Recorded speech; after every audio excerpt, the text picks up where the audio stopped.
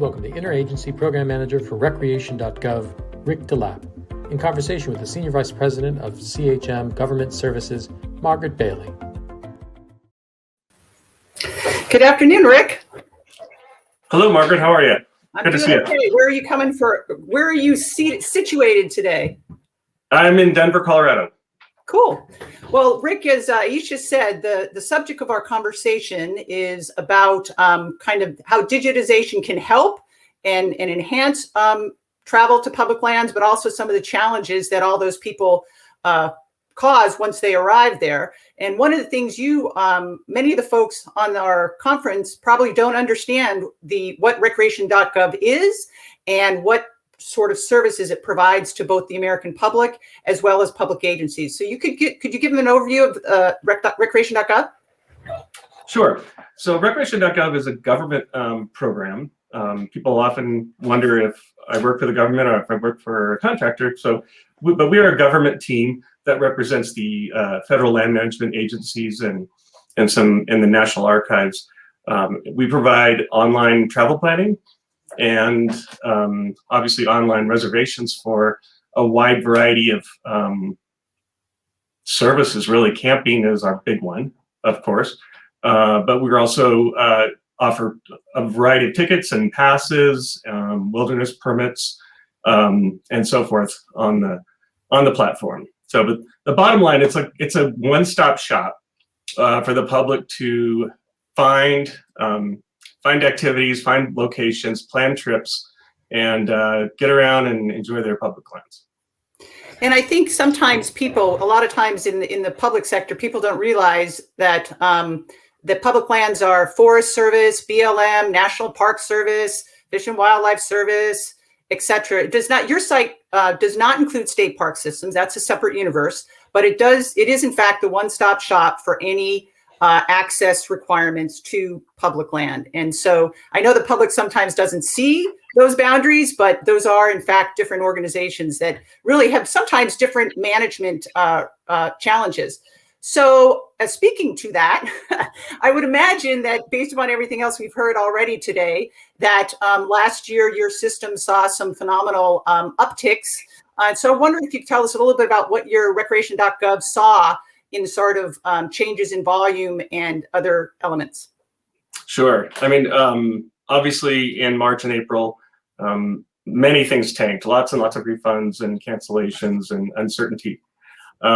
But starting in June, things started picking right back up. The number of reservations we made in 2020 increased 45% over the previous year. That's a lot. And it was unexpected. We didn't know what to think of. But the number of users on the site increased from about 20 million to 32 million. And one of the more dramatic increases that we saw was the number of new users. People who have never had an account on Recreation.gov, and that increased more than 2 million people. So, there was a lot of news stories and social chatter and feedback from our facility managers, but it is still shaping up, I think, this year to be very similar. With high visitation, high demand, we see our on sales for some of the timed entry and for campgrounds are just overwhelmed, and our system holds up to it, but there is just a lot of demand, people trying to get very few spots. And one of the things we found last year, Rick, when we looked at your data is not only did you see the increase, but your seasons got longer. Folks who traditionally didn't, who were in the summer moved into September. So it will be interesting to kind of watch that phenomena as we move forward into the summer and fall season. Those numbers are pretty amazing. Yeah. It's like, and so I'm sure there's a whole technology backside that manages all that increasing in demand. But one of the things I think it's important for our listeners to understand is that you have different challenges trying to appropriately manage and steward public lands compared to maybe the private sector and how they approach it. So could you talk a little bit about what your tools are designed to do and how they are used to support your managers? Sure. So I could break that up into a couple of pieces, I think. I think the first major difference is a focus on resource protection and stewardship. So we have to balance that with visitation and tourism and the obvious benefits of tourism, for the economy and so forth. But first and foremost in that is we look at agency missions and how are we going to sustain this, not just for next week or next summer, but this is kind of forever. So that's a challenge for agency managers, and oftentimes the public feels like they're being denied an opportunity when there's just limited resources. Go ahead. So, I mean, one of the things that I think a lot of times, even though there is this challenge of managing the tourism and visitation on the sites, just the existence of the sites is a major economic driver for the economy, for rural communities, and quite frankly, many of the individuals we have on this call today who presented, their companies have basically are part of that universe. And so you are part of that overall digital ecosystem. And so even though you may have a need to constrain some demand going in the doors, there is some backwards impact of that. And so that's really a good transition. One of the things we talked about was some of the tools you have available to help your managers and the public better prepare for arrival in an iconic destination. So we thought it might be good to talk about what happened at Rocky Mountain National Park last year. And maybe you could talk a little bit about that. Sure. But the funny thing is I started my career in the Park Service at Rocky Mountain, working at the entrance station, and never had a problem. It was $5, come on in. Rocky Mountain has experienced, and I might get some of these numbers are off, but it's tremendous growth in the last 4 to 5 years. I think well over a couple 100%. And if you've been to Rocky, there are a lot of places where it's finite. The road to Bear Lake is a dead end road, and there's only so many parking places, and there's a lot of great trails. And so people were just kind of crawling all over each other before COVID. When COVID happened, the park really wanted to open back up as soon as they could, and they were looking for solutions to kind of manage that visitation.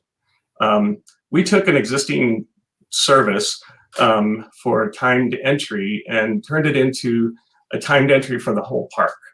And people were able to go online or use our mobile app to buy an entry time, which staggered visitation throughout the day and limited it overall to what they felt was a sustainable number. Now, it was their first year, and obviously we adapted quickly when we found our first little bugs.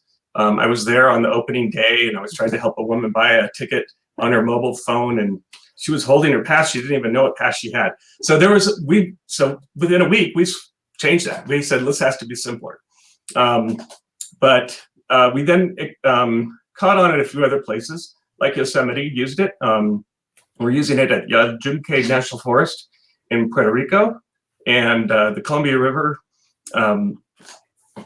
in Oregon. So it's turned out to be a good tool this year. We're launching it again in Rocky Mountain with some tweaks, and also currently working on Glacier. I think that you've probably seen that in the news, Yosemite.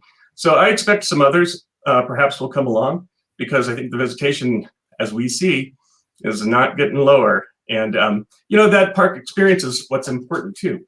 If you go to Arches and you have to spend the whole day driving around looking for a parking place, you're missing out on a lot of good stuff. So. Well, and I think one of the things that, we talked about a little bit as we were getting ready for this presentation is that sometimes you think about a reservation system as a challenge for the local gateway communities, but the Park Service has done a very good job, as well as your other federal agencies, in communicating and working with those gateway communities. So those communities can think differently about how they expect demand, how they support those visitors. So the agencies really do recognize the importance of the tourism ecosystem outside the parks. And I think we need to look at it in a positive light. Can you talk a little bit about the tools as far as how you guys are listening to the consumer as you continue to adapt your tool? Sure. As you can imagine, the very popular destinations like Yosemite and Zion and so forth can get booked out really early, oftentimes before many people are even thinking about when or where they're going to go or for how long they can plan their vacation. I'm one of them. I didn't make any reservations in January like I should have. But a couple things we did is we made some pivots in our booking windows so that local managers can offer a shorter window set aside, say, a loop or a whole campground that instead of being reserved out 6 months in advance, can just be reserved out, say, 2 weeks in advance. And in some cases, even shorter. 4 days is what we're trying right now to see how that works. Typically, if you're planning last minute, 4 days might be a reasonable amount of time to say, hey, the campsites are going to open. We also have built what we call a trip builder on our website that kind of lets you plot a map, a starting point, an end point, or a loop, and it'll surface up all the opportunities along the way to allow you to select places, also, and make your reservations, but it also kind of highlights some places that you might not have known were there. There's just a wealth of public lands out there, not just national and federal lands, but all kinds of lands. We don't support all of that right now, but for the time being, you can use that to plot a trip and learn some new places. So Rick, I'm going to move down to something else we were going to talk about, which is really open data and how important that is. It's been a trend within all government agencies, whether it's a city, a county, or federal agencies, and you guys have adopted that.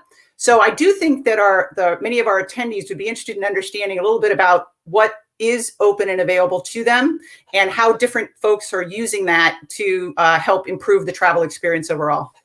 Sure. Well, it was, I don't remember the exact date during the Obama administration when they put out an executive order on opening your data, and we saw that as really valuable. We have, fun data to play with. I think your company has even used it yourself. But basically, right now we have kind of 3 areas where we share data. One is our historical data, which has been used by a lot of travel and tourism planners, universities. In fact, I just got a message from University of Montana today wanting to re-engage with more of our data. That just gives you historical information about when somebody made a reservation, not who they are, but just the date, where they came from, their zip code, where they're going to. So you can imagine that you can use that to plan, like how far do people that go to Joshua Tree travel, or how far in advance do they like to make the reservation. The second level is you can actually use an API where you can just download all of our rec info. So information about a park or about a national forest. And if you wanted that on your website, because maybe you're Travel Oregon and you want to see what's going on at the Willamette National Forest, we have some of that information readily available for you to take. And finally, the third one that we introduced about 2 years ago is other companies can sign up for an open API that allows them to display real-time availability at our campgrounds and so forth. So if you look at the Dirt or REI and HipCamp, they have built user interfaces that will, as you're looking through some of the other resources that they have, you can also see that, hey, this campground at this national park or this national forest is also available. So it kind of shortens that step to give them an opportunity to present more information. So it looks like we're running up towards the end of the time here, Rick. I do think as we wrap up, is there anything you'd like the private sector tourism industry to better understand about public lands? Yes, for sure. Well, we like to partner with our gateway communities, with our local entrepreneurs, and I think everybody on here, I'm probably preaching to the choir here, but it is really important that we all kind of take a step back and realize that our public lands need to be sustained for a really long time for this to keep working, right? So I would love it, that we can continue, or we can even expand how we work together to become public land ambassadors, help visitors discover lesser known destinations, and learn things about Leave No Trace and the Recreate Responsibly campaigns, and take care of this shared treasure for hundreds of years to come. Thanks, Rick. And I know you said you hadn't made your reservation yet, and I guess you don't have any inside tracks, but I sure hope you do get a reservation to some beautiful place where, you guys are do such a wonderful job as the Park Service, who you actually are an employee of, stewarding these places. But thank you for your time, and I encourage those who have not experienced rec.gov to go check it out. And thank you very much, Rick. It's been great talking to you. Same here, Margaret. It's great to see you. Thank you.